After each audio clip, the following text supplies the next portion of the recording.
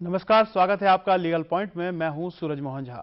इस कार्यक्रम में हम हर सप्ताह एक कानूनी मसले को लेते हैं और उसे अपने विशेषज्ञों के साथ उसकी चर्चा करते हैं। साथ में इस कार्यक्रम में हम आपको भी जोड़ते हैं, आपके सवाल या आपके राय को इस मंच पर रखने की कोशिश होती है। साथ में अपने मेहमानों से उसको हम सुलझाने की भी कोशिश करते हैं। तो कार्यक्रम में आज हम बात करने जा रहे हैं एक बहुत ही महत्वपूर्ण कानून की, जो है आईटी एक्ट, जिसे हम सूचना प्रौद्योगिकी कानून भी कहते हैं। यह 2000 में अस्तित्व में आया था और जिस तरह से साइबर जो हमारे देश में स्पेस बढ़ता जा रहा था, जो तकनीकी तौर पर हम इंटरनेट से जुड़ रहे थे, ऐसे में एक जरूरत महसूस की गई थी इस कानून की। और 2008 आते आते इसमें धारा 66A को जोड़ा गया था।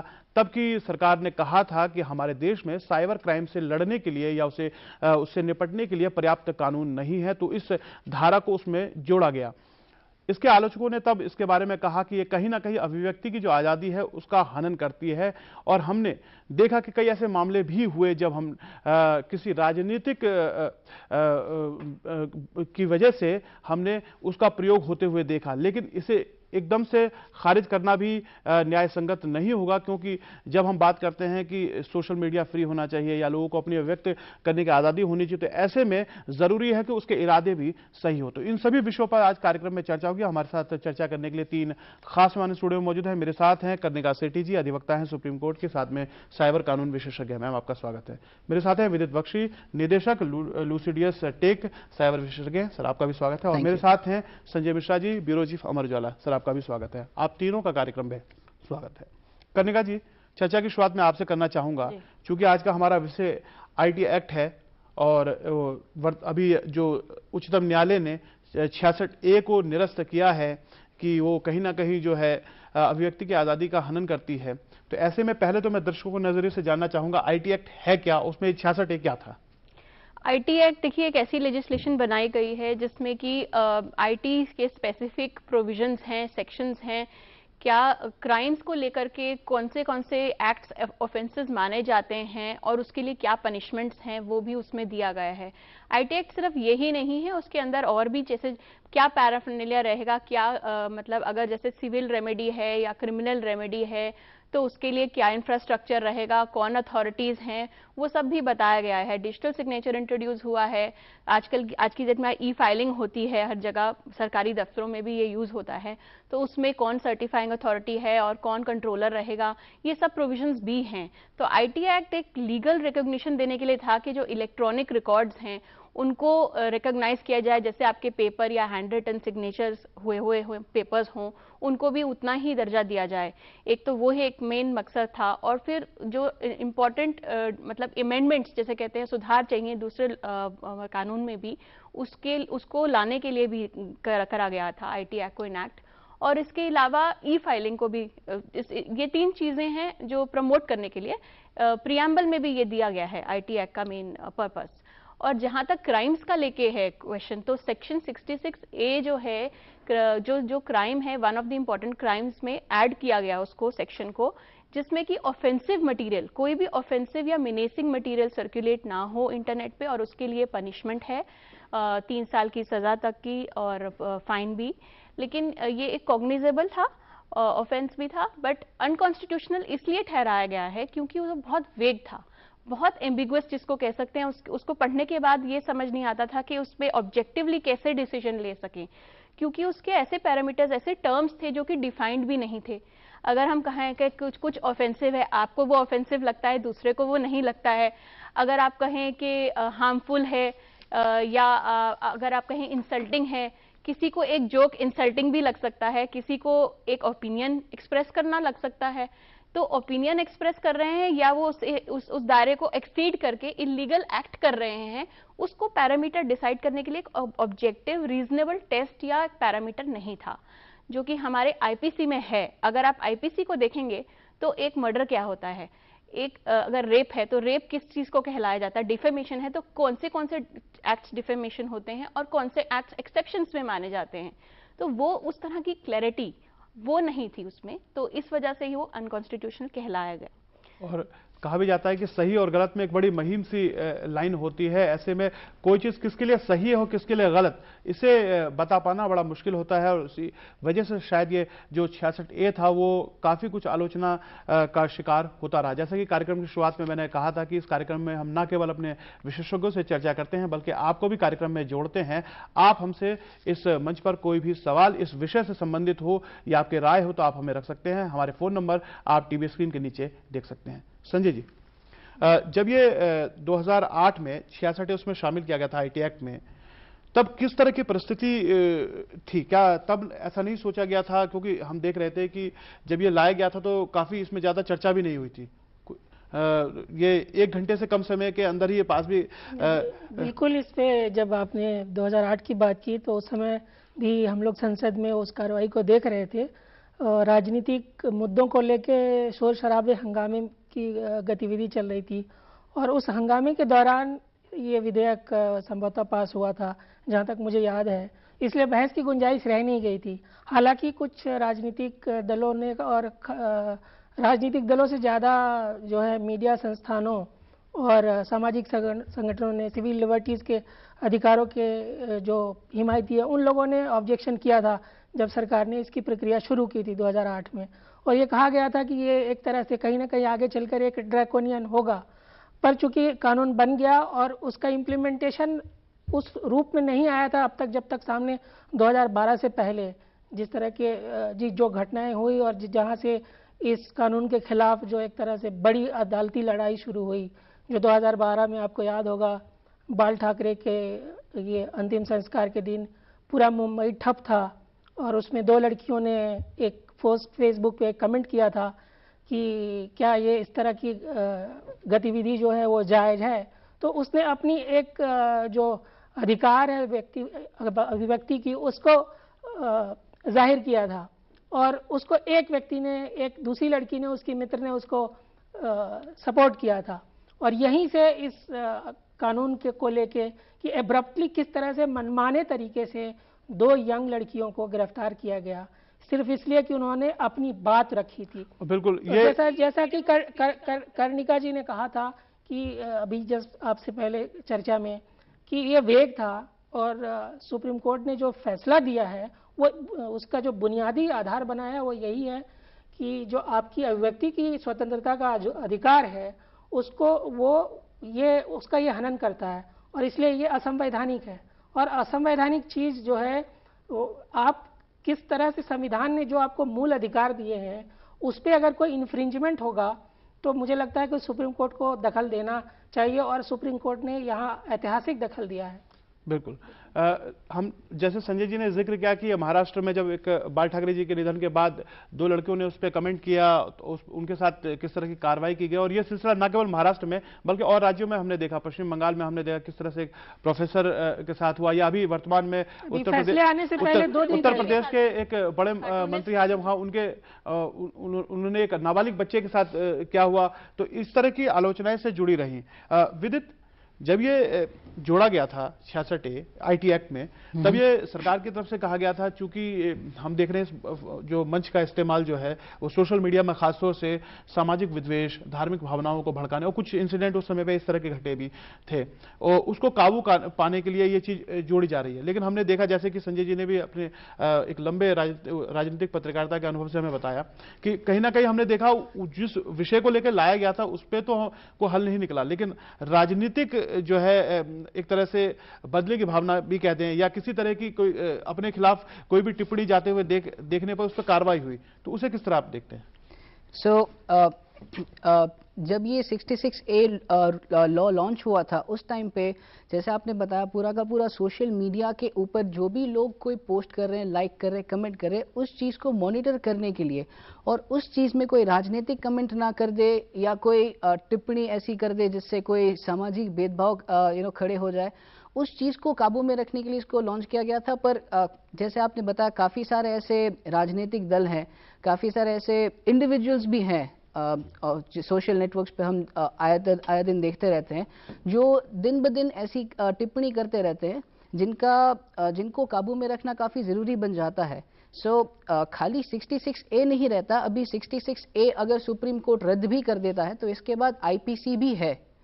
लोगों को ये बात खास ध्यान में रखनी चाहिए। ये तो जरूरी है कि इसे एकदम से खारिज नहीं किया जा सकता कि हम अभिव्यक्ति की स्वतंत्रता के आड़ में कोई ऐसा कानून हो ही ना कि डर खत्म हो जाए, तो उसके लिए उस कानून की कितनी वैधता रह जाती है। जैसे IPC का जिक्र किया तो हम कर्णिका जी के पास जाएंगे, क्योंकि एक धारणा जो बनती जा रही है कि 66A जो अगर इस कानून से चला गया तो ये कानून निष्प्रभावी हो जाएगा। तो हमसे जानने की कोशिश करेंगे कि IT एक्ट में क्या अब भी ऐसे कुछ हथियार बचे हैं, और साथ में IPC की बहुत सारी बातें हो रही हैं कि भारतीय दंड संहिता में भी कुछ कानून ऐसे मौजूद है, तो उनसे भी जानने की कोशिश होगी कि ऐसे कौन कौन से कानून मौजूद है। अभी हमारे साथ हमारे पहले कॉलर जुड़े हैं श्रीकांत, ग्वालियर मध्य प्रदेश से। श्रीकांत, स्वागत है, पूछिए अपना सवाल।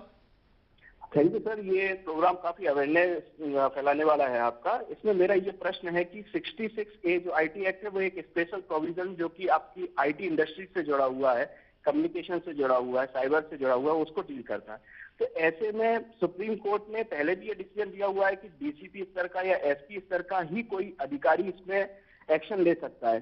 तो इसको एकदम से हटाना, ये कहीं उन लोगों को हम लोग मोटिवेट तो नहीं कर रहे हैं, जैसे कि असम में दंगे फैले, बेंगलुरु में दंगे फैले, उनको रोकने के लिए ऐसा कोई स्पेशल कानून होना चाहिए। हम IPC जो कि एक जनरल क्रिमिनल को वो रेट करता है, उसको हम इसको साइबर के लिए एक स्पेशल कानून जरूर होना चाहिए। ये मतलब मेरा प्रश्न है। बिल्कुल बिल्कुल श्रीकांत जी, समझ गया हम आपका सवाल।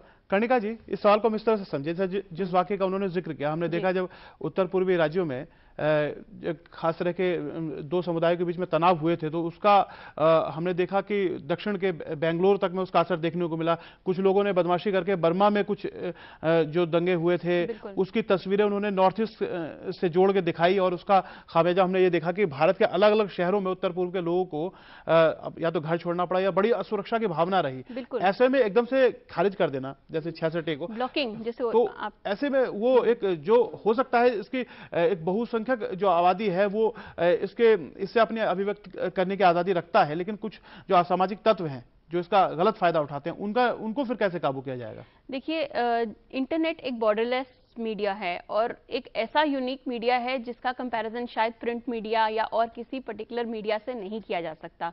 ये बात इवन अगर आप 66A वाली ये जो जजमेंट की आप पढ़ेंगे, उसे ध्यान से पढ़ने पे यही बात सामने आती है कि इवन सुप्रीम कोर्ट ने ये चीज़ एक्नॉलेज करा है, उसे अप्रिशिएट किया है कि एक डिफरेंट तरीके का ही मीडियम है जिसको एक डिफरेंट सेट ऑफ लॉज चाहिए, क्योंकि कई प्रॉब्लम्स जैसे वीडियो वायरल हो जाना, कोई भी सर्विस ले लो, कितनी फास्ट रीच होना, कितने बड़े ऑडियंस तक पहुंचना, और उसमें चाहे लिटरेट हो या इलिटरेट हो, एक क्लिक की ज़रूरत है।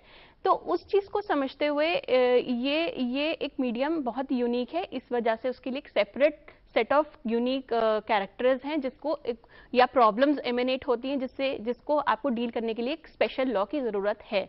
मेरे हिसाब से अगर 66A हटा भी है आज की डेट में तो एक नया प्रोविजन की ज़रूरत पड़ेगी, बट हाँ, जो वो प्रोविजन होगा वो प्रोविजन इतना ऑब्जेक्टिव होना चाहिए जिससे कोई भी पर्सन उसे मिसयूज कर नहीं सके, जिससे बहुत ही क्लियर पैरामीटर्स हों। जब हम कहते हैं रेयरेस्ट ऑफ रेयर केसेस में अप्लाई करें, क्योंकि यहाँ बात हो रही है फ्रीडम ऑफ स्पीच की, चाहे आप USA ले लीजिए चाहे वो इंडिया ले लीजिए, freedom of speech her country uphold करना चाहता है और भारत ने भी किया है। तो इस वजह से ये जो पर्टिकुलर अगर हम रिस्ट्रेंट लगाएंगे, जैसे हमारा कॉन्स्टिट्यूशन कहता है कि 1902 में जो रीजनेबल रिस्ट्रिक्शंस हैं वही प्रतिबंध की बात कही गई है, उन्हीं के अंदर आप लगा सकते हैं, चाहे वो पब्लिक डिसेंसी कह लीजिए, मोरालिटी कह लीजिए, उसे इंटेग्रिटी ऑफ नेशन को बचाने के लिए, या friendly relations with states, defamation ना हो, incitement to commit an offence ना हो, ये सब कुछ ऐसे दिए हुए हैं उसमें ग्राउंड जिनकी बेसिस पे ही हो सकता है। 1902 में तर्कसंगत प्रतिबंध की बात कही गई है कि जहां जरूरी हो व्यक्ति की स्वतंत्रता किसी को नुकसान ना पहुंचाती हो, इसकी बात कही गई है। अभी हमारे साथ एक कॉलर जुड़े हैं, दिनेश गुप्ता, इलाहाबाद उत्तर प्रदेश से। दिनेश जी, पूछे अपना सवाल। सर, मैं ये चाहता हूं कि भारत को विकसित राष्ट्र बनाने के लिए IIT जैसी अंतर्राष्ट्रीय IIT लीगल जैसी अंतर्राष्ट्रीय संस्थानों की स्थापना हो, जिससे हमारे यहाँ विश्व स्तरीय जैसे हार्वर्ड यूनिवर्सिटी उस तरह के मतलब IIT लीगल जैसे इंस्टीट्यूट बनाए जाए, जिससे अच्छे प्रोफेशनल्स जो है डेवलप हो सके लीगल की फील्ड में, जैसे IIT या IIM या IIM लीगल की। इस विषय में मैंने योजना आयोग या नीति आयोग को लिखा है, आप अपने स्तर से भी इस बिंदु को विचार करके जिससे विश्व के 125 करोड़ देशवासियों को सस्ता, सरल और सहज न्याय मिल सके। इस विषय में आपके क्या विचार है? सीबीआई ले लीजिए या कोई और अथॉरिटी ले लीजिए, लीगल लॉ इन्फोर्समेंट को भी हम ट्रेनिंग देते हैं, तो कॉर्पोरेट्स में भी आजकल इस चीज की ट्रेनिंग है। और एक आम आदमी को भी ये चीज की जरूरत है, क्योंकि वो अपने आप को कैसे सेफगार्ड करेगा, नेट पे जाएगा। मैं इसमें एक चीज जोड़ना चाहूंगा संजय जी, आपके पास भी आऊंगा विदित, कि हम डिजिटल गवर्नमेंट की बात करते हैं। अभी जो प्रधानमंत्री हैं वो उन्होंने बड़ा अच्छा तरीके से इस्तेमाल किया सोशल मीडिया का, और डिजिटल और ट्विटर संवाद की भी वो बात करते हैं। हम ऐसे दौर में आ गए हैं कि जहां इन सब चीजों का प्रयोग हम देख रहे हैं दिनों दिन बढ़ रहा है। लेकिन जैसे हम थोड़ी देर पहले बात कर रहे थे, कनिका जी उसमें कह रही थी कि इसमें कानून की अलग तरह से कानून की जरूरत होगी। अब दिक्कत क्या है, जैसे दिनेश जी का जो सवाल है उससे मैं इसे जोड़ूंगा। उन्होंने बड़ा अच्छा सवाल दिया, क्योंकि जिस पुलिस तंत्र में हम इस काम में लगाते हैं वो प्रशिक्षित नहीं है, उसका काम करने का ढर्रा वही औपनिवेशिक काल का जो ब्रिटिशकालीन तरीका है वही चला आ रहा है। हम जिन अधिकारियों को लगाते हैं वो शायद इतने ज्यादा अभ्यस्त नहीं है उन तकनीकी चीजों से जितने आजकल के युवा, या जिस तरह का जिक्र हुआ कि शिक्षित और अशिक्षित का तो चक्कर ही नहीं है।